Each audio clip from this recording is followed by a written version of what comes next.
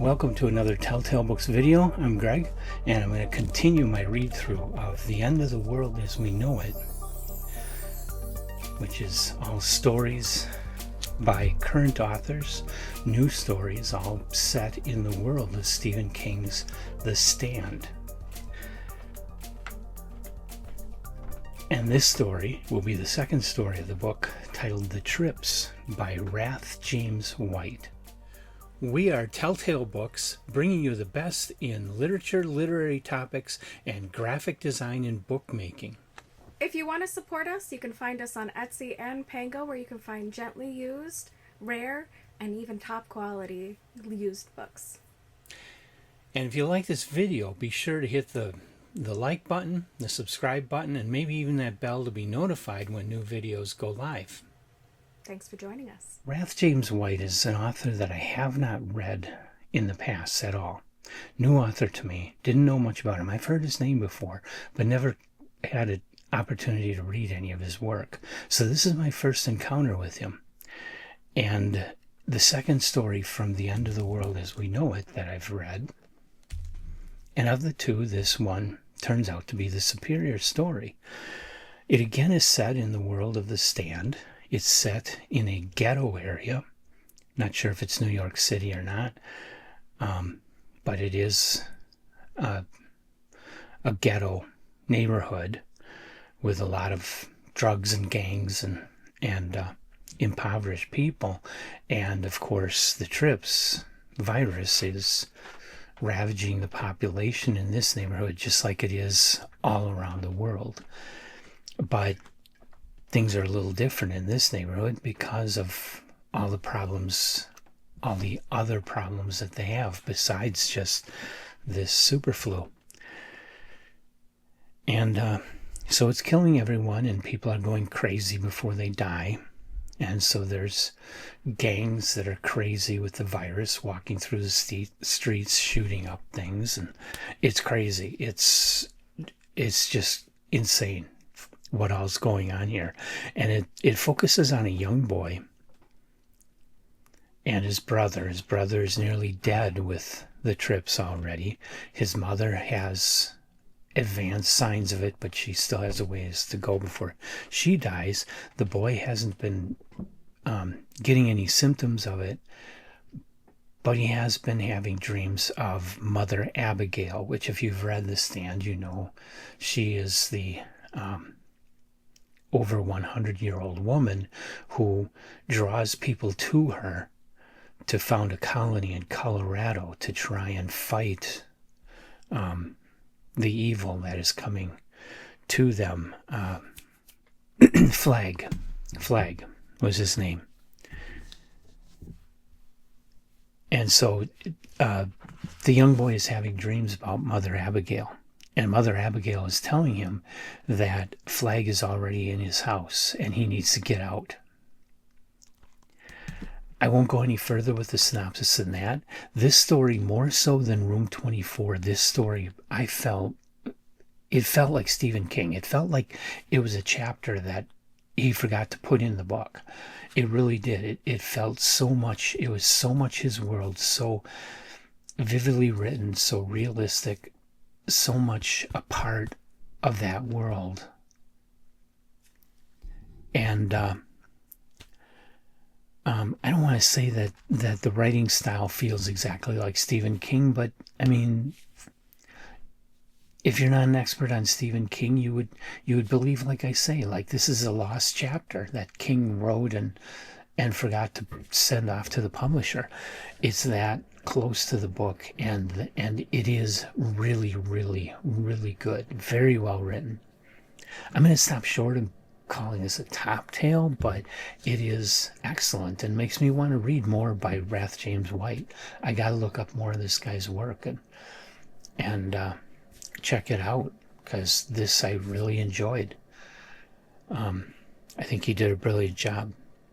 So I definitely recommend this one. I mean, Room 24 was good, but it didn't, it felt like a story that just had background material of the super flu tacked in just to make it fit. But this story, The Trips, like I say, it felt like it was written to be a part of the book, which is, I think, is how it should be. I think all of these stories should feel like they are lost chapters that were edited out. Definitely a good book so far. On the strength of this story alone, I would recommend buying the book. It is really good if you love The Stand. I mean, if you hate The Stand, if you read Stephen King's The Stand and hate it, you're not going to like this book. But if you love The Stand, I think so far this book is a worthwhile addition to it. And I recommend it. I would recommend that you buy it and read it. Maybe get a copy right away and read along with me. The next story in the book is by Meg Gardiner, Bright Light City. And since my first video for Room 24 actually did pretty well for views, I'm encouraged to keep going on this and to try and accelerate it and get through more stories quicker. And Emily and I talked, we are going to do a special video in our art and design series about this cover. We are going to critique the cover as two professional graphic designers. So that'll be interesting, but we won't be able to shoot that until December, and so it's going to be almost Christmas time before that one gets up. But I'll probably only get 3 more stories done by then anyway. But anyway, Bright Light City by Meg Gardiner is the next one coming up from this book. I hope you'll join me for that. If you've read The Trips and have anything you want to add to what I say or contradict to what I say, please use the comment section of the video. I'm interested in hearing other perspectives, other opinions. So definitely leave that in there. Even if you didn't like the story, tell me, but tell me why. Don't just say it's shit. Tell me why it's shit. Give a reason, an intelligent reason for your feelings about the book. Because none of us are going to get anything out of somebody just saying, oh, that story was crap. Well, what about it is crap? What are you seeing in it that I didn't see? So you gotta do that. Anyway, coming back for that, and actually a lot more Stephen King. I've got The Long Walk coming up. I'm currently in the middle of reading that book, and it just happens that The Long Walk is the next story that King published after The Stand. The fact that a movie is out right now, I haven't seen the movie, don't have current plans of watching the movie. I liked the new Frankenstein, the Del Toro Frankenstein. I thought that was a really good movie, but otherwise I'm kind of soured on movies. They just aren't doing it. Although I have some thoughts about that too.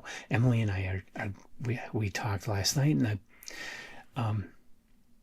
we decided we're going to do a video where each of us picks 5 stories that we think the movie would be better if done right. Mainly because I recently read The Silence of the Lambs, and that got me thinking along these lines, because I had seen the movie of Silence of the Lambs way back when it first came out, and I only just now read the book. And so it got me thinking, well, are there books out there where the movie adaptation could easily be superior to the book? Because we see it all the time where they take popular books and adapt them to movies, and the movie just isn't as good. The book is better. Well, I believe there are cases the other way also, that there are cases where it's a good story, but the movie could be better than the story if they made a movie. I don't know if we'll be choosing stuff that have been adapted or if we're going to choose all stuff that has not yet been adapted, but we're going to do that video and we'll do our top 10. It's going to be a top 10 video. So definitely come back for all that stuff. Don't forget to like and subscribe so that you don't miss when these things come out, because you want to be notified and be among the first to see them. And you'll be seeing me